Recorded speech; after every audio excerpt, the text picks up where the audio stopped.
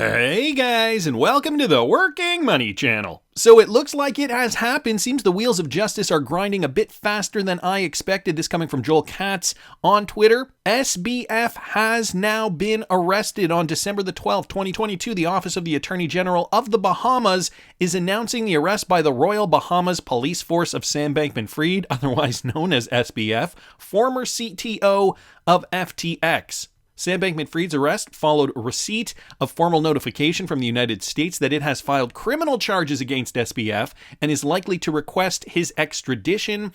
As a result of the notification received in the material provided here within, it was deemed appropriate for the Attorney General to seek SBF's arrest and hold him in custody pursuant to our nation's Extradition Act. So, SBF, guys, is now in prison. This just happened yesterday evening, so I thought I would report on it this morning, considering it is a huge crypto news story. Interesting to hear what other CEOs have had to say about this. This from Bloomberg TV. Here's what executives from some crypto firms had to say after authorities arrested Sam Bankman-Fried, the disgraced co-founder of digital asset exchange FTX in the Bahamas. Justice seems to be in process, which I think is welcome by those in the crypto industry. It's actually moved very swiftly. I mean, this is actually all happening in just over a month. So they've definitely moved very quickly. His arrestment this morning, or today at least in the Bahamas, is actually a sigh of relief for some of the crypto people. As more and more information comes to light, I suspect there is a good chance there'll be more people under the microscope for sure.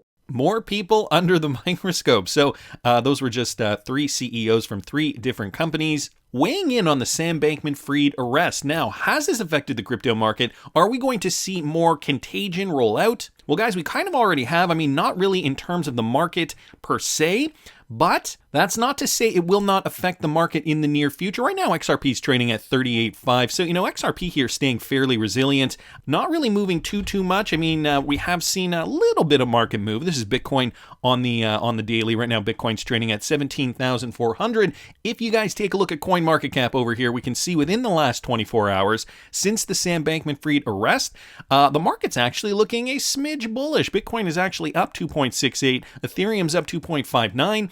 We got Binance Coin down 5.32. And Binance Coin is usually one of the ones that outperforms. So we're going to get into why this number is lower than the rest of the crypto space on average. XRP is up by 3.17%.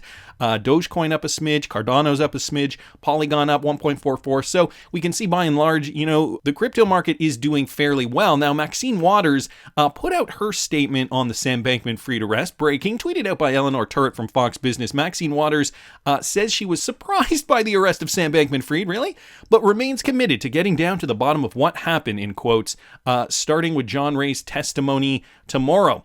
So that is the official statement here from Maxine Waters. Stephanie Starr not buying it. A sealed indictment by a grand jury suggests there was an investigation going on before the collapse, right? Maybe that's why she was surprised. T-Hole Bedict XRP, SEC arrested, great job, beat us to it.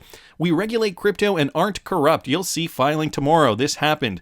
Waters, I'm surprised. Sam Bankman-Fried should face justice, but Americans deserved a TV circus. Why arrest before a circus? They deserve circus answers. So, people here being a bit facetious with, some of these official statements. Ashley Prosper here also bringing up the obvious. Sam Bankman-Fried arrested the day before he was due to testify to Congress. What would he have said? Well, we'll never know. This deserves a Working Money Channel quote, things that make you go, I couldn't agree more, Ashley. USA Damian Williams, okay, earlier this evening, this is what he said. Bahamian authorities arrested Samuel Bankman-Fried at the request of the U.S. government based on a sealed indictment filed by the SDNY. We expect to move to unseal the indictment in the morning and we'll have more to say at that time. So very convenient coming from Vaughn Redbird here on Twitter. He says, too convenient. I'm sure this will now quietly go away within the United States. I mean, I can't even believe it. It seems like hours before, Sam Bankman-Fried was doing interviews, even discussing how he has been approached by some investors to start up new companies. This is from Crypto Law here. He has been laughing at everyone since he started taking investor money, and he's laughing at everyone now that his fraud is exposed. Gary Gensler says the rules are clear, that he's the cop on the beat, but did nothing to prevent this. Now, this was the Crypto Law Twitter profile, John Deaton's Crypto Law Twitter handle. He tweeted this out. This was before the arrest announcement. He tweeted this out yesterday morning at around 11:21 a.m. Listen to what Sam Bankman-Fried said in an interview. And what were some of the specific hedging positions that Alameda had? Because one thing that I think most people find frustrating about this market is how highly correlated it is. And and we've learned time and time again that trying to put on positions to offset risk might displace it a little bit, or really just does not actually do what it's intended to do. So what were some of those positions? So I don't have the exact ones before me, but I think basically, combination of like very liquid crypto assets, very liquid real world assets, like, basically things, top tokens, stock market indexes, was, I think, basically what it was comprised of. And, to give like some, I'll see if I can pull up these numbers here, but, over the first few days of November, you saw a 50 to 90% decrease in the price of the assets that Alameda held, and something like a 0 to 15% decrease in the price of the hedges that it had on. And so it didn't come close to hedging that risk, and that was something that was another risk that I think was substantially underestimated, of idiosyncratic market moves that don't look like traditional broad-based economically or monetary policy driven market moves, but are in fact related to the company itself. So that was one of the problems. Another problem is there are things that at FTX we built out really good dashboards for reviews for, tooling for spreadsheets that monitored, and volume is one of those, volume by client, by jurisdiction, by a lot of other things. We didn't have that for risk. We didn't have that for position risk. We didn't have that for margin risk. We should have. That would have probably flagged a lot of what happened a lot more clearly. And I mean, in retrospect, obviously we should have had that. In retrospect, I mean, we're applying for a CFTC license and building out lots of systems for that, which would have helped here quite a bit, frankly. Okay, so that was not actually the clip that I expected to play here. Nevertheless, some insight on Sam Bankman-Fried's positions, how FTX invested. There was another clip, though. I don't know if I have it up here. I have about 1 million tabs up here. Anyway, let me see. Is it down here in the thread? I do not think it is. Okay, nevertheless, if I do find it, I will pop it in here. Boop. So I did find that clip. It was actually from Wheezy at Nerd Nation Unboxed. Here it is. Sam says he's gotten several multi-billion-dollar serious offers, and these serious offers occurred after the crash and burn of FTX. So one of the details that you've shared is that I think it was something like 8 minutes after you signed the papers, you got a multi-billion-dollar funding offer. I'd love it if you could share the names of any of these companies or funders that offered to help recapitalize the firm. I don't have permission to do that. I'm going to see if I can get that permission. I don't currently have it, but yeah, I did get that. And I mean, frankly, I gotten multiple multi-billion-dollar, seemingly fairly serious funding proposals, including multiple since after the crash, and many, or multiple since after the filing, and many after the crash, but before the Chapter 11 filing. So let me ask you, it was. Sorry, go ahead. Oh no, go for it. I was just going to ask, can you share if they were current investors or new sources of capital? I mostly they are not current investors. Obviously, I was talking to a lot of current investors, but most of it was new sources. So new sources, people still have faith in Sam Bankman-Fried. Gonna keep moving along. Squawk Box host also interviewed Jay Clayton yesterday with regard to the Sam Bankman-Fried saga. Again, this was before the arrest. From what you've seen so far, may it be fair to prejudge, given that we don't have all the facts? And this is what Jay Clayton had to say on CNBC's Squawk Box. From what you've seen thus far, may be unfair to prejudge, given that we don't have all the facts. What do you think? Look, I think there was obviously a great deal of bad behavior here that we would think was bad behavior from our perspective as to how you run a financial institution in the United States, but also from a general perspective in how you handle any business. But what about the idea that some of these laws that we have here around securities and all sorts of other things that might otherwise, things that maybe happened would have constituted fraud or worse here, wouldn't there? Well, let me say this. We have an incredibly well-developed and rigorous legal system around securities markets, securities issuance, securities trading, all of those things. But its basis is in the common law. And outside the United States, there is still a fair amount of common law built around fraud and the like. What does our securities law system do? It creates processes, requirements, transparency, inspection that makes it much easier to detect fraud and prevent fraud. So, I'm not saying that around the world fraudulent activity isn't policed. We just have what I would say is an incredibly rigorous system for deterring it, detecting it, and when it exists, punishing it. I think this. Blah, blah, blah, blah, blah, blah. That's how I feel. I mean, these answers are very carefully structured. Of course, Jay Clayton is a former SEC chairman, and speaking along party lines, does acknowledge that there was fraud and, says, the SEC is going to do their job. So nothing really out of the ordinary there. And CoinGape.com here, guys, reporting what Sam Bankman-Fried planned to say at his testimony today. So this ties into, the broader picture with regard to the crypto market. Sam Bankman-Fried planned to attack Binance. There have been allegations that I tried to manipulate the stablecoin Tether after the crash in November of 2022, either directly or indirectly through a third party.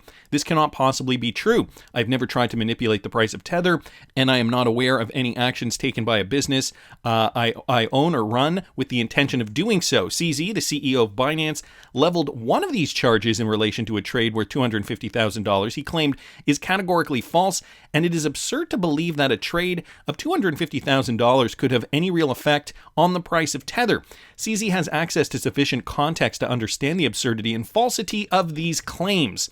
So, Sam Bankman-Fried allegedly was going to attack the CEO of Binance in his testimony today, but now that he is in a Bahamian prison, that is going to have to wait. However, guess what else we are seeing in the crypto space, guys? Crypto exchange Binance experiences sharp increase in customer withdrawals. So this also gets me wondering, did people who have, insider information know that this was the way Sam was leading before his arrest? And now we are seeing large trading volume exit the Binance platform. The world's largest cryptocurrency exchange by trading volume saw withdrawals jump at the start of the week. Traders on the edge following a series of collapses this year had hit two cryptocurrencies, a major crypto hedge fund, and most recently the FTX exchange. Concerns over Binance have amplified following its recent release of a narrow proof of reserve report. So this Wall Street Journal report is stating that the runs are because of a proof of reserve report that left investors with questions about the state of its finances. However, it is very curious that we are seeing this run on the Binance exchange the day Sam Bankman-Fried gets put in jail,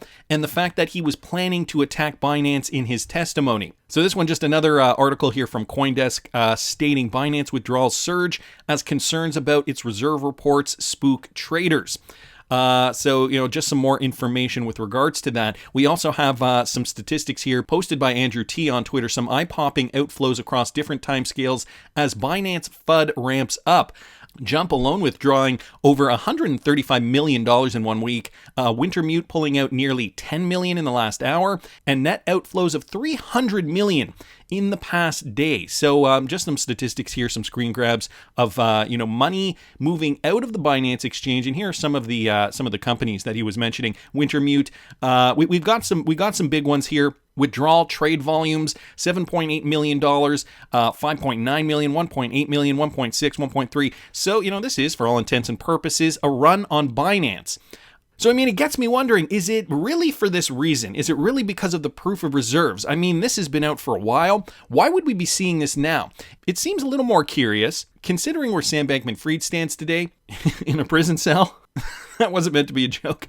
Nevertheless, I think it does ring true. Why are we seeing this run? Is it really because of the proof of reserves, or is it because something larger? Binance CEO might face criminal charges in the US. So this was also coming out this was reported by You Today. According to a recent report by Reuters, at least half a dozen US federal prosecutors are convinced that they have gathered enough evidence to bring criminal charges against Binance CEO Changpeng Zhao. So, another story here, and it almost seems like, it's almost too convenient that we've got 3 reasons now why people would be taking their funds out of the Binance exchange. This goes on to say, however, there are also those who remain on the fence, arguing that there has been more evidence such as an aggressive move. The conclusion of the major probe into the largest exchange has been delayed for now, since there is no consensus among prosecutors. The report, which cites anonymous sources, say that Binance and its top executives could be potentially charged with flouting anti-money laundering rules and allowing bad actors to evade sanctions. U.S. prosecutors started investigating Binance back in 2018 due to concerns over criminals using the exchange for laundering ill-gotten funds. So this dates back to 2018, according to the Reuters investigation that was conducted earlier this year. Binance has allegedly processed billions of dollars worth of dirty crypto from criminal and sanctions evaders. So guys, yet again, another piece of news. Could we see Binance on the verge of a collapse? Taking a look at BNB coin right now on the daily. Let me just throw it on the hourly. We can see, guys, it has taken quite a bit of a hit, although it is now rebounding. It is now recovering. So these are the reasons why. And the FUD campaign keeps growing. However, CZ Binance has come out on Twitter and he said this: FUD helps us grow, even though they are thoroughly annoying. You can FUD about someone without explicitly mentioning their name, which spreads awareness. It also helps unite their supporters because it forms a common defense alliance. From day one of the Binance ICO 5 years ago, there were FUDs sponsored by a large exchange. Then, and now they're very small, articles from Why Binance ICO Will Fail to CZ Can't Write Code showed up magically. We were a new startup, not able to reach all the media outlets. This competitor helped us to get the word out. I had many inquiries like, hey, just read about you. The article is negative, but it's obviously an attack, so I want to invest in you. He goes on to say, since then, there has hardly been a week going without some sort of FUD. We learned the ability to ignore them and keep building. We thank you all for your support over the years, and let's continue to build together. I mean, haters are going to continue to hate no matter what. I have a feeling that is just par for the course for a lot of this crypto space. And I know I have mentioned it on this channel. I did invest in Binance Coin during the last bull run. Would I do that same thing today? I mean, I really don't know. At the end of the day, did we know FTX was going to collapse? Did we know the FTT token was going to see a similar fate to like the Luna token, for example? This is FTT on the daily right now, trading at about $1.35.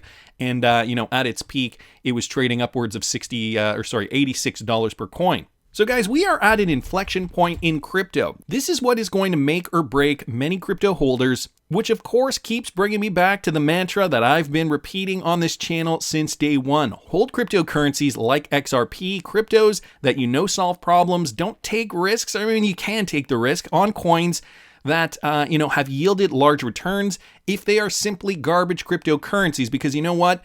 Even the cryptocurrencies that do have value, that do solve problems, will yield a return in a spec market. It's kind of almost like buying insurance, right? They'll yield a return in the spec market, but that they will likely be the 1% of cryptocurrencies that stick around once the regulations are clear.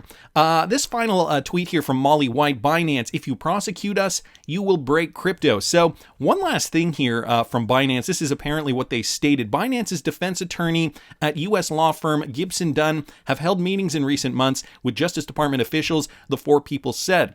Among Binance's arguments, a criminal prosecution would wreak havoc on a crypto market already in a prolonged downturn. The discussions included potential plea deals, according to 3 of the sources.